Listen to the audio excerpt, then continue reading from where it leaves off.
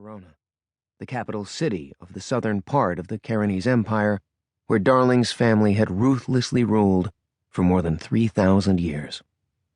After the brutal suck-ass morning he'd already had, he really wanted something much stronger than this weak shit to drink. But his public persona kept him from ordering the hard liquor he craved. He could only drink that whenever he was alone. Even then, he had to be careful no one found out, lest they discover who and what he really was. "I thought you were still involved with—" Darling paused as he mentally sorted through the lengthy roll of men his best friend had been with over the last year.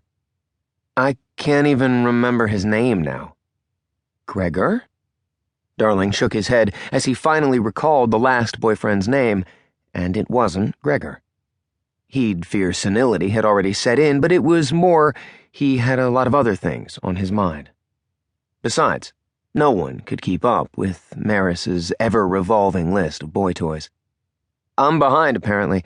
The last one I remember was named Destin." "Drustin," Maris corrected. "And yes, you are. You really should try to keep up. That was a good 2 months ago, and I've had 3 since then." He looked down at the number on his mobile and smiled as he stored it. Soon to be 4. "Does Gregor know he's being replaced?" "Oh, don't get me started on that repulsive ape. I caught him in flagrante delicto with his personal secretary." "His secretary? Really? If you're going to be such a slut, the least you could do is not be a common, cliched one, right?" Darling laughed, then took a deep drink of wine before he spoke again. "I'll keep that in mind for future reference. The last thing I'd ever want to be accused of is being a cliched slut." "Oh, please, you're such a monk. I'm not even sure you've lost your virginity." With a deep, horrified expression, Maris looked up from his mobile and slapped his hand over his mouth as he realized what he'd said and the landmine of pain he'd unintentionally exploded all over Darling. "I'm so incredibly sorry, Dar. That was so insensitive of me. I didn't mean it. God, I can't believe I said that to you of all people. I wasn't thinking, sweetie. You know I would never, ever hurt you. Not for anything. You can punch me if it'll make you feel better." He clenched his eyes shut and tensed, waiting to be hit. It took Darling several more seconds before he could club the monster from his past back into the closet, slam the door on it, and then speak over the surge of barbed emotions that gutted him. "It's all right, Mary," he said finally, his voice deceptively calm as he stroked the crystal decanter on the table. "I know you didn't mean anything by it." Still, that didn't stop it from cutting all the way to the marrow of his bones. Darling set the glass on the table and wished he could rip some of his memories straight out of his brain.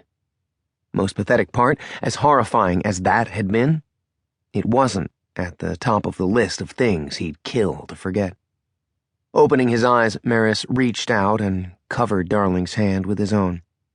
"You're the strongest person I've ever known. You know that, right?" Strange he didn't feel that way.